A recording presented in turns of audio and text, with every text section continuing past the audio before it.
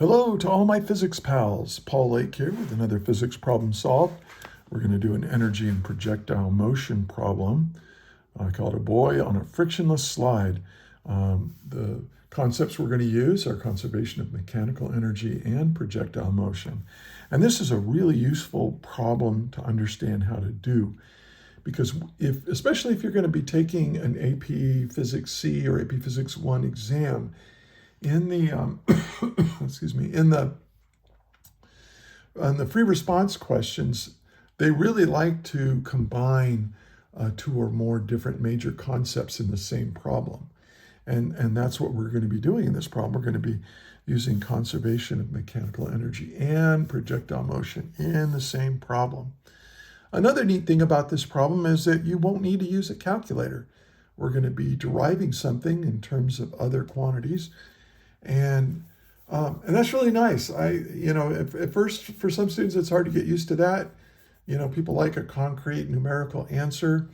You're not going to get that this time, but it's kind of nice. It saves you time. You don't have to mess around with a calculator, and there's less chances for mistakes because of that. So anyway, let's read the problem.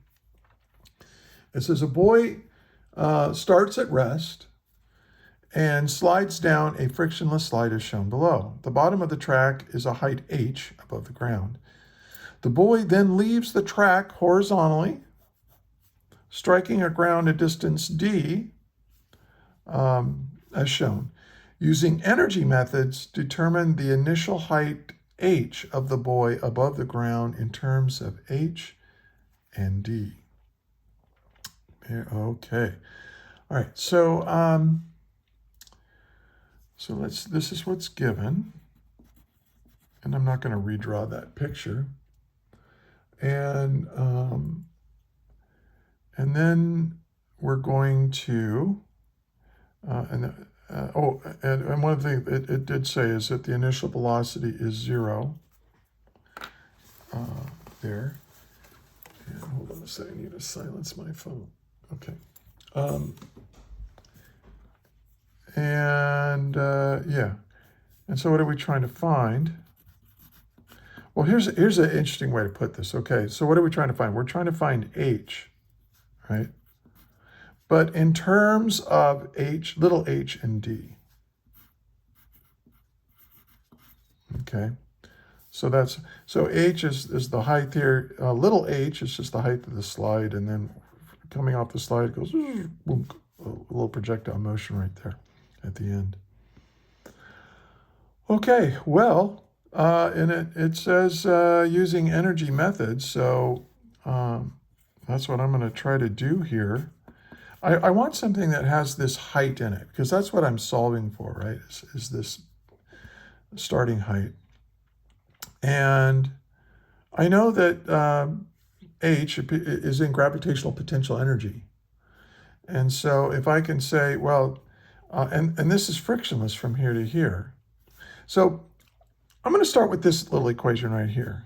The work done by a non-conservative force is equal to the change in mechanical energy of the system. You may not have seen this equation in your textbooks and so on. It depends on the book and the professor and all that kind of stuff. But what it means is like, okay, what are conservative forces? Well, in mechanics like this, that's basically work done by gravity conserves mechanical energy. So the force of gravity is a conservative force. And another force that conserves mechanical energy is the force of a spring. And so if a force does work, when a force does work but it conserves mechanical energy, we call it a conservative force. Now, because it doesn't change the amount of mechanical energy is, but there are forces that do change the mechanical energy of a system. One of them is an applied force. Like if somebody were to push this kid down, they would be transferring energy from themselves into the kinetic energy of the boy by doing work. And also friction. Friction quite often will take your mechanical energy and grind it up into thermal energy of the environment.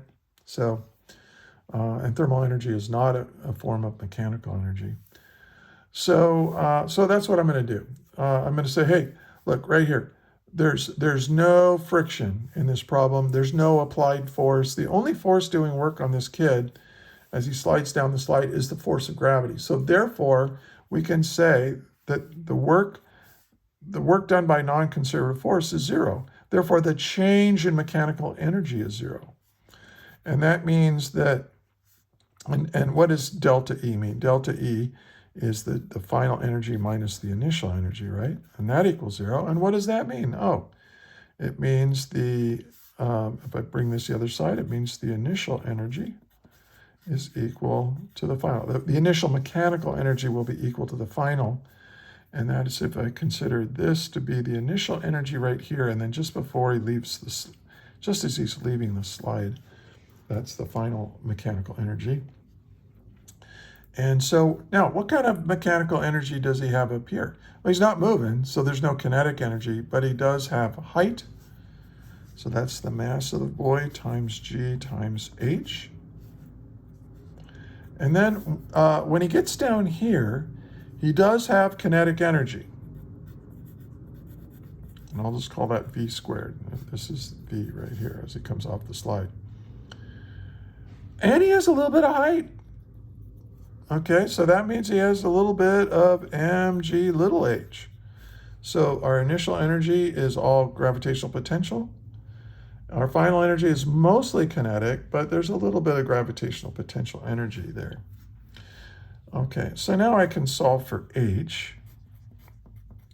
And this is going to be half the mass times the velocity squared plus mgh over mg. Well, here's a nice thing. The mass of the boy is in every single term on the top and the bottom, so it cancels out. But here's the thing. H is okay. G is okay. G is a constant, so we're not going to worry too much about G. G can be in our answer. But V, this final velocity, is not. It should not be in the final expression I come up with for H. And that's why it's really handy to write down what you're trying to find this way. The starting height in terms of the ending height and the distance. So that's what I want. So that won't work. So I'm now going to go to my projectile motion and say, well, I need to get rid of velocity. Well, the horizontal velocity, when you have projectile motion, there's only one equation for it, right?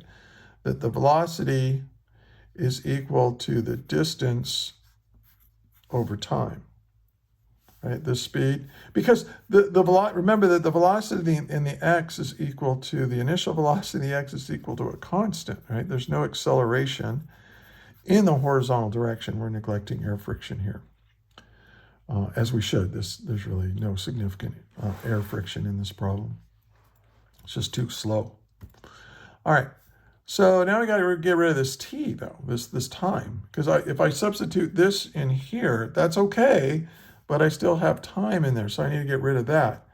Well, what do I know about this? Well, I know that delta y equals v naught y times t plus 1/2 a t squared. Okay. And now, what do I know? I know this is 0, right? Because it's coming off the slide with no vertical component to the boy's velocity. It's horizontal. So there's no initial velocity in the y direction. Okay. So now I can solve for t. Now t is equal to, I'm going to multiply 2 times delta y, okay, divided by a, and then we're going to take the square root of that. Now delta y technically is down, and the acceleration is technically down, so I can just not worry about the negative signs here. They cancel out, and I'm going to say that this is, well, what is delta y? It's really h. If you want to call it negative h and this negative g down here, that's fine. And this is just g. But we're obviously moving forward in time, so the negative here and the negative here will cancel. So now look what I've got. I've got, velocity equals, my horizontal velocity is equal to the distance over time, but the time is twice that the height it started at divided by the acceleration of gravity. So now I can take this and put it in there. So let's do that. So that's going to be 1/2 v squared. So I'm going to take this and I'm going to square it, which is d squared. And if I square this, this is just 2h over g. And then this will be plus gh, and this will be over g. Now this is kind of ugly, so let's clean that up. I'm going to reciprocate and multiply. So we'll have g d squared over, and then here we have 2 times 2, that's 4h plus gh over g. And look at that. Look at the acceleration of gravity cancels out after all. So and then here we have h is equal to d squared over 4h plus h. And that's my answer. You might be able to, I don't know, get a common denominator. But this is simple enough, I think. This is simple enough. I want to make sure I didn't. So, hey, if you found this helpful, would you do me a favor? Please give the video a like, share, and subscribe to my channel if you're a physics student. And you can always, if you have a problem that you'd like to see a video made of, you can send it to me. Just put it in the comments. I'm also a physics tutor. I'll look in the comments for a way to get a hold of me for physics tutoring. And if you look in the video description, there's links to a lecture on energy and lots more example problems. And I'm working on it every day to build this up into a really great resource for you all. And by the way, recommend this to your teacher. I love it when teachers use my stuff, and a lot of teachers have. I'm a retired high school physics teacher, and so I still have the bug. I still love teaching. So anyway, hey, if you watched all the way to the end, thank you. Thank you for watching. And until the next video, may the net force be with you always. That is all.